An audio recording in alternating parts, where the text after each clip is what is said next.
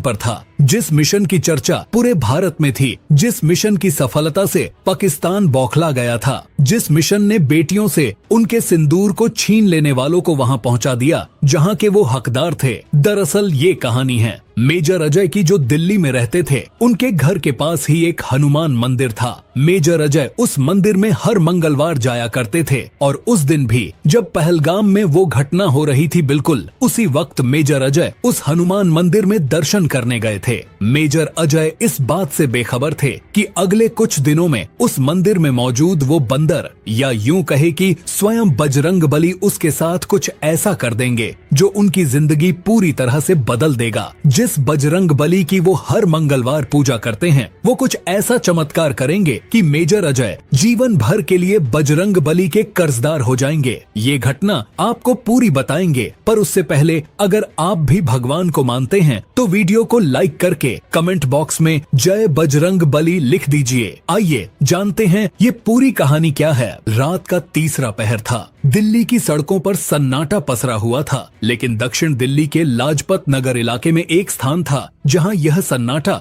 श्रद्धा की ध्वनि से टूटा हुआ था। पुराना हनुमान मंदिर, जो एक पीपल के विशाल वृक्ष के नीचे बसा था। मंदिर के बाहर जलती धूप बत्तियों की खुशबू और भीतर से आती आरती की धीमी लय उस सन्नाटे को किसी और ही दुनिया में बदल देती थी। मंदिर के अंदर सिंदूर और चंदन से सजी बजरंग बली की मूर्ति के सामने घुटनों के बल बैठा एक व्यक्ति तपस्वी की तरह स्थिर था। ये भारतीय सेना के मेजर अजय राठौड़ थे। 40 की उम्र के करीब, कंधों पर वीरता की पदकें, लेकिन चेहरे पर एक गहरी थकान। उनकी आंखें मूंदी थीं, लेकिन भीतर कोई आंधी चल रही थी। हर रात की तरह उन्होंने हनुमान चालीसा पढ़ी, लेकिन आज उनके स्वर भारी थे। उनके मन में कुछ उथल पुथल थी। जब उन्होंने आंखें खोली और माथा मूर्ति के चरणों में टेका, तभी उनकी जेब में रखा मोबाइल वाइब्रेट करने लगा। उन्होंने धीरे से मोबाइल निकाला। स्क्रीन पर चमक रहा था, नॉर्दर्न कमांड HQ अर्जेंट। उन्होंने कॉल रिसीव किया। मेजर अजय राठौड़। उधर से सख्त स्वर में आवाज आई, आपको तुरंत वीडियो ब्रीफिंग के लिए जुड़ना है।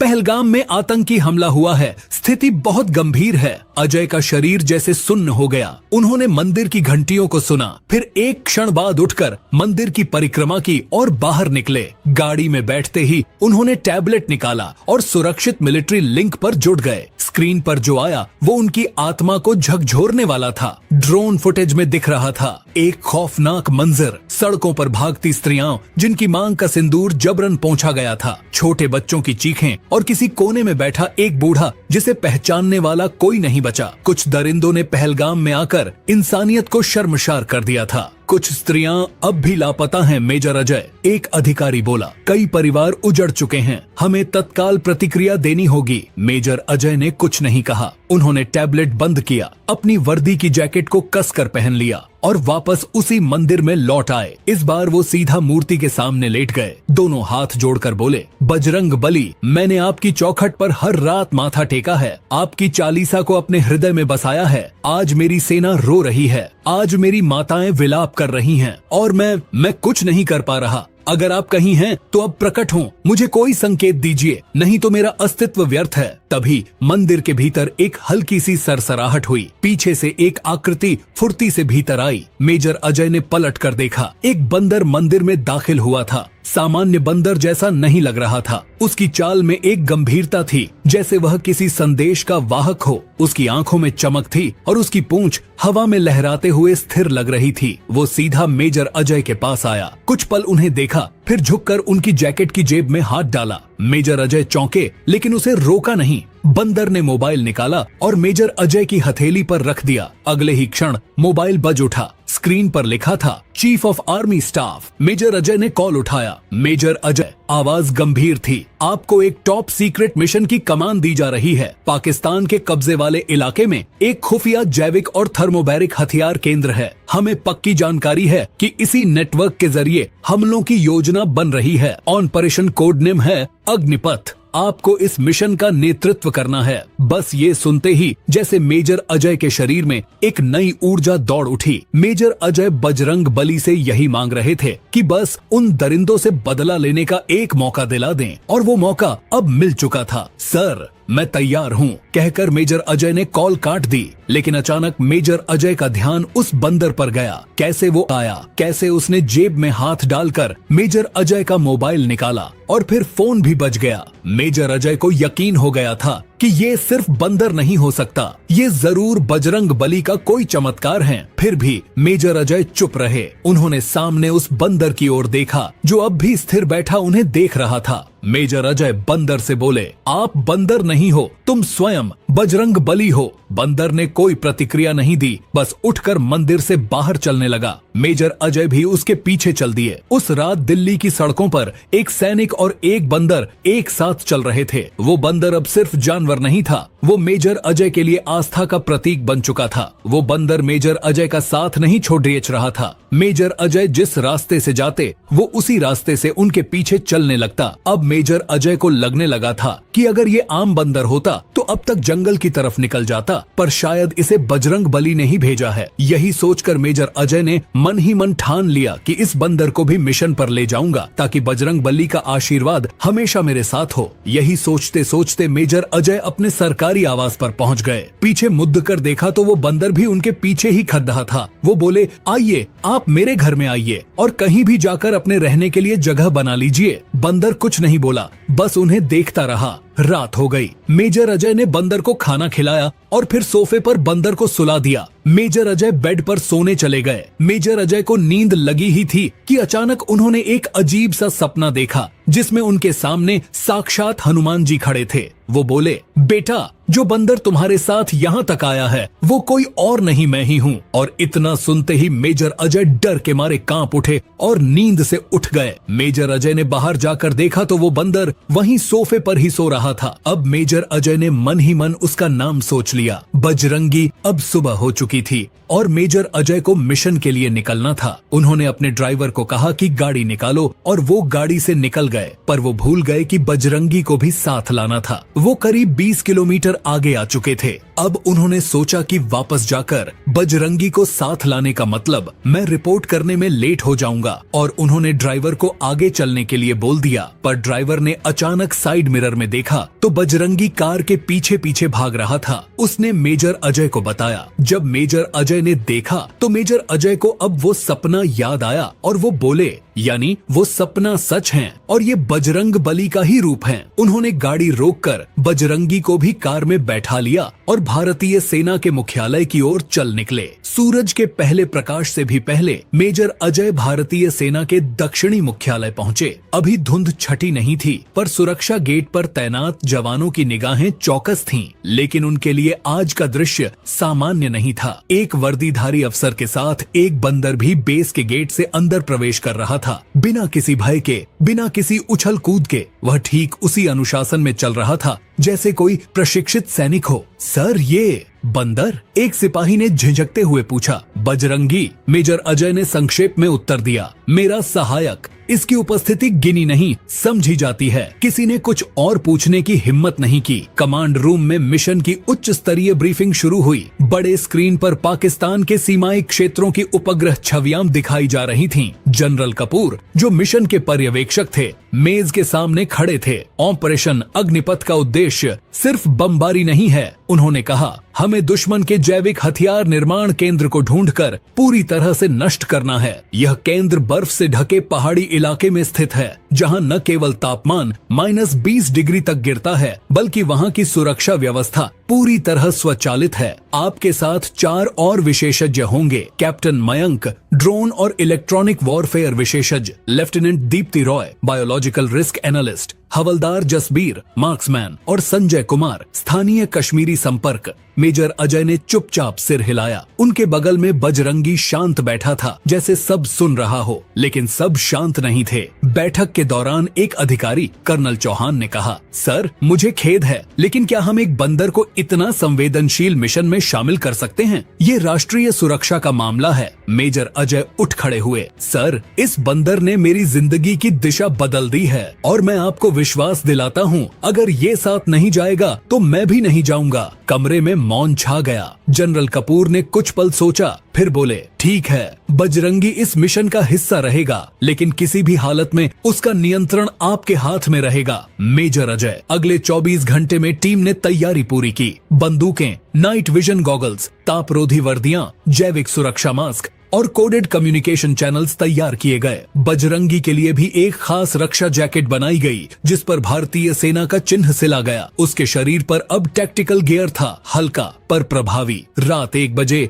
ऑपरेशन अग्निपथ के लिए विशेष विमान उड़ान भरने को तैयार था। एयरबेस की रोशनी मंद थी, जेट के इंजन धीरे धीरे गर्म हो रहे थे। मेजर अजय, उनकी टीम और बजरंगी उस विमान की ओर बढ़ रहे थे। बजरंगी ने अचानक रुककर पीछे मंदिर की दिशा में देखा, शायद आखिरी बार। फिर उसने सिर झुकाया और चढ़ गया। विकास एयरबेस से mission Agnipath take on off कर रहा है। वायरलेस पर सूचना दी गई। जैसे ही विमान ने उड़ान भरी, पूरी टीम एक अजीब सी चुप्पी में थी। केवल इंजन की घरघराहट और बीच बीच में बजरंगी के धीमे फुफकारने की आवाज। लगभग 3 घंटे की उड़ान के बाद विमान ने पाकिस्तान के कब्जे वाले क्षेत्र में प्रवेश किया। ड्रोन फीड पर दुश्मन के गश्ती दस्तों की हलचल दिखने लगी थी। दूर पहाड़ों के बीच बर्फ से ढके एक इलाके में लक्ष्य चिन्हित हुआ। काले टारपॉलिन से ढका हुआ एक विशाल बंकर, जो किसी भी सैटेलाइट इमेज से बचने की कोशिश कर रहा था। लेकिन भारतीय सेना की आंखें और तकनीक दोनों पैनी थीं। ये रहा हमारा लक्ष्य, कैप्टन मयंक ने कहा। हम नीचे उतरते ही 3 दिशाओं से आगे बढ़ेंगे। टीम 2 और टीम 3 बंकर की पिछली दीवार और उत्तर छोर को कवर करेंगी। टीम 1 यानी हम सीधे फ्रंट एंट्री से प्रवेश करेंगे। समझ गया, मेजर अजय बोले। फिर उन्होंने बजरंगी की ओर देखा। तैयार हो। बजरंगी ने अपनी कमर पर बंधी रस्सी के बकल को खींचा और सिर हिलाया। सबकी आंखें कुछ पलों के लिए उसी पर टिक गईं। एक जानवर जो अब किसी पौराणिक कथा का भाग लगता था, उस युद्ध के लिए तैयार था जो इतिहास में दर्ज होने वाला था। तीनों टीमें अपने अपने पैराजंप पॉइंट्स पर पहुंच चुकी थीं। रात अब और गहरी हो चुकी थी और बर्फीली घाटी में हवा की सरसराहट भी किसी सूखे पत्ते की तरह चुभ रही थी। हर सैनिक के मास्क से निकलती भाप टॉर्च की रोशनी में भूत जैसी दिखाई दे रही थी। पूरी टीम थर्मल सूट में थी और अब प्रत्येक कदम उन्हें एक अनजानी मौत की ओर ले जा सकता था। बर्फ की सतह पर पैर रखते ही एक अजीब सी आवाज हुई, क्रंच। बजरंगी चारों ओर दौड़कर जमीन सूंघने लगा। क्या कर रहा है ये? लेफ्टिनेंट दीप्ति ने फुसफुसाकर पूछा। मेजर अजय बोले, यह उस जगह को सूंघ रहा है जहां बारूदी सुरंगें हो सकती हैं। बजरंगी ने अचानक एक स्थान पर रुककर पंजा झटका।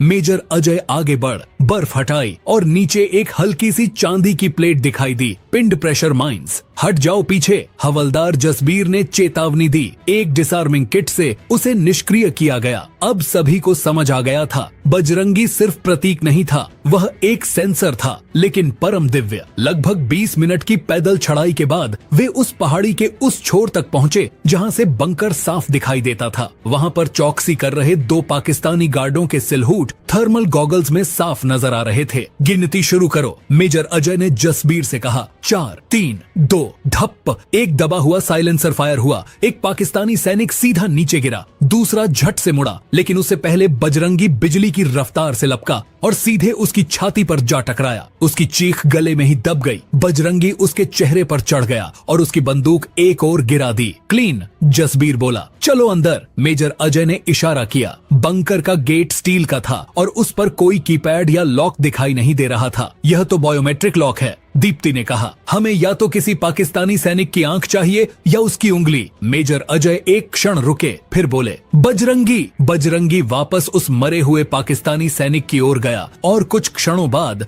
उसकी अलग हो चुकी उंगली लेकर लौटा। दीप्ति ने बायोस्कैनर पर उंगली रखी। एक्सेस ग्रांटेड की हरी बत्ती जली। गेट खुला। अंदर अंधेरा था। दीवारों पर कैमरे लगे थे, लेकिन जैसे ही टीम ने प्रवेश किया, कैप्टन मयंक ने अपने जामर से सारे सीसीटीवी ब्लाइंड कर दिए। बंकर के भीतर एक अजीब सी गंध थी, रसायनों और धातु की मिश्रित महक। दीप्ति ने अपने मास्क को कसकर बांध लिया। अंदर एक बड़ा हॉल था जिसमें मशीनें, रसायन टैंक और कई वैक्यूम सील लैबें बनी हुई थीं। वहां 2 लोग पीपीई सूट में काम कर रहे थे। उनमें से एक ने मेजर अजय को देखा और अलार्म बटन की ओर भागा। फायर, मेजर अजय ने कहा। साइलेंसर से 3 गोलियां चलीं। दोनों वैज्ञानिक वहीं गिर पड़े, लेकिन अब देर हो चुकी थी। अलार्म की आवाज पूरे बंकर में गूंजने लगी। लाल रोशनी जल उठी। हम एक्सपोज हो चुके हैं, मयंक चिल्लाया। बाहर निकलने का समय नहीं है, मेजर अजय ने कहा। अब यहीं से इन्हें उड़ाना होगा। उन्होंने अपनी जेब से एक सिग्नल डिवाइस निकाली और बजरंगी को दिखाई। इसके चारों ओर C4 लगाना है। बजरंगी ने गियर से C4 निकालकर बंकर की 4 दीवारों के कोनों में लगाना शुरू किया। उसके हाथ तेज थे,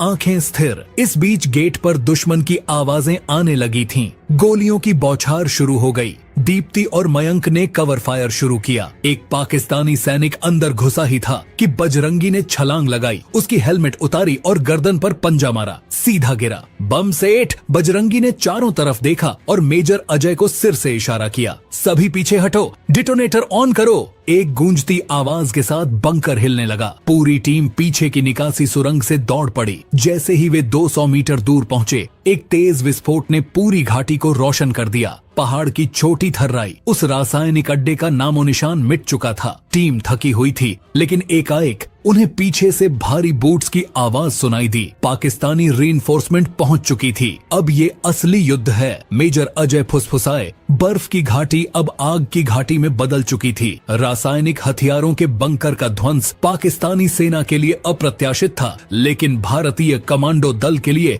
इससे भी बड़ी समस्या थी रीइंफोर्समेंट। मेजर अजय ने अपने बैकपैक से मैप निकाला और तेजी से उस पर उंगली घुमाई। हम इस पहाड़ी की पश्चिमी ढलान से उतर सकते हैं। वहाँ पर एक पुरानी ट्रैकिंग ट्रेल है जो LOC से ठीक पहले छिपे हुए बंकर तक जाती है। टीम बिना समय गंवाए बढ़ने लगी, लेकिन मुश्किलें अभी खत्म नहीं हुई थीं। पीछे पाकिस्तानी सैनिकों की गूंजती आवाजें, घेर लो, कोई नहीं बचना चाहिए, हम चारों ओर से घिर रहे हैं। मयंक ने कहा, मास्क ऑन करो। दीप्ति बोली, ये गैस शेल फेंकेंगे। जैसे ही वो लोग बर्फ की संकरी घाटी में मुड़े, सामने की पहाड़ी पर एक दुश्मन की टुकड़ी पहले से ही तैनात थी। गोलियों की पहली बौछार ने बर्फ के गुच्छे हवा में उड़ा दी। मेजर अजय ने सबसे पहले दीप्ति और मयंक को एक पत्थर के पीछे धकेला। खुद सामने खड़े हो गए। तभी उनके कंधे में कुछ चुभा एक गोली। वो लड़खड़ाए, लेकिन तुरंत बजरंगी ने छलांग लगाकर उन्हें पीछे गिरा दिया। सर घायल हो गए हैं, जसबीर चिल्लाया। Cover fire! दीप्ति ने चिल्लाते हुए 2 राउंड दागे। बजरंगी ने मेजर अजय को खींचकर पत्थरों के पीछे लिटा दिया। उनके कंधे से खून बह रहा था और उनके होठों पर कमजोरी की रेखा थी। तुम्हें मिशन पूरा करना है, मेजर अजय बुदबुदाए। बजरंगी कुछ नहीं बोला। उसने मेजर अजय की जेब से टैक्टिकल मैप निकाला, उसे घास पर फैलाया और गौर से देखा। फिर उसने अपनी बेल्ट से एक ग्रेनेड निकाला, मुंह से पिन खींची और सटीक निशाने पर फेंक दिया। दुश्मन की मशीन गन चुप हो गई। अब वो बंदर नहीं रहा था, वह एक रणनीतिक योद्धा बन चुका था। जसबीर ने उसकी ओर देखा। ये बंदर नहीं, बलिदानी योद्धा है। बजरंगी, लीड करो, दीप्ति ने कहा। बजरंगी ने इशारा किया और टीम को एक बर्फीली गुफा की ओर ले गया, जो मैप के अनुसार LOC से 300 मीटर दूर थी। लेकिन उस रास्ते में एक खाई थी और उसके दोनों ओर स्नाइपर्स की संभावना थी। कैसे पार करें? मयंक ने पूछा। बजरंगी ने उछाल भरी, सामने की ओर भागा और एक क्षण में खाई के पार था। फिर उसने पेड़ों पर बंधी रस्सियों का एक पुराना जाल ढूंढ निकाला। उसने झूलकर एक छोर नीचे फेंका, जिससे बाकी सदस्य एक एक करके पार कर सके। अंत में मेजर अजय को उठाना था। वो अब भी बेहोश थे। जसबीर ने कंधा दिया। दीप्ति ने पट्टी कसकर बांधी। मयंक और बजरंगी ने उन्हें लटकाकर उस जाल के जरिए खाई पार करवाई। हर कदम पर गोलियां पास से गुजरती रहीं, लेकिन कोई भी भारतीय जवान पीछे नहीं हटा। गुफा में पहुंचते ही दीप्ति ने मेजर अजय को प्राथमिक चिकित्सा दी। उनकी सांसें धीमी थीं, लेकिन स्थिर। बाहर अब भी दुश्मन की आवाजें आ रही थीं। एक बार फिर गोलियां बर्फ से टकराई। तभी बजरंगी ने एक बड़ा निर्णय लिया। उसने सबकी ओर देखा, फिर अकेले गुफा से बाहर निकल गया। रुको, कहाँ जा रहा है? जसबीर चिल्लाया, लेकिन तब तक वो बहुत दूर जा चुका था। बाहर बजरंगी ने अपनी बेल्ट से स्मोक बम निकाले और उन्हें चारों दिशाओं में फेंका। पूरा क्षेत्र धुएं से भर गया। इस भ्रम में पाकिस्तानी सैनिकों ने इधर उधर फायरिंग शुरू कर दी। उसी धुएं की आड़ में भारतीय हेलीकॉप्टर हवा में प्रकट हुए। यह ईगल 9 है। पहचान करें, भारतीय विशेष ऑपरेशन तैयार है निकास के लिए। बजरंगी गुफा के द्वार तक लौटा और एक एक कर सैनिकों को बाहर निकालने लगा। सबसे अंत में मेजर अजय को उठाकर अपने दोनों हाथों से थामकर वह हेलीकॉप्टर की ओर भागा। दीप्ति की आंखें भर आईं। यह कोई बंदर नहीं, यह चमत्कार है। हेलीकॉप्टर की गड़गड़ाहट बर्फ की घाटियों में गूंज रही थी। आकाश में सूरज की पहली किरणें उगने को थीं। टीम के सभी सदस्य सुरक्षित थे। मेजर अजय स्ट्रेचर पर थे, ऑक्सीजन मास्क से बंधे, आंखें बंद, लेकिन दिल अब भी जीवित। दीप्ति ने उनका हाथ थामा हुआ था और बार बार उनकी नाड़ी जांच रही थी। बजरंगी, जो अब तक सबसे आगे दौड़ता था, इस बार चुपचाप पीछे बैठा था, जैसे उसने जीवन का कोई अंतिम व्रत पूरा कर लिया हो। उसका शरीर थका नहीं था, पर आंखें बुझी सी थीं। वह बार बार मेजर अजय की ओर देखता, मानो उनका होश वापस लाने के लिए प्रार्थना कर रहा हो। हेलीकॉप्टर दिल्ली की ओर बढ़ चला। अंदर रेडियो पर संदेश गूंजा, ऑपरेशन अग्निपथ सफल, दुश्मन का जैविक केंद्र नष्ट किया गया, सभी सैनिक सुरक्षित। भारत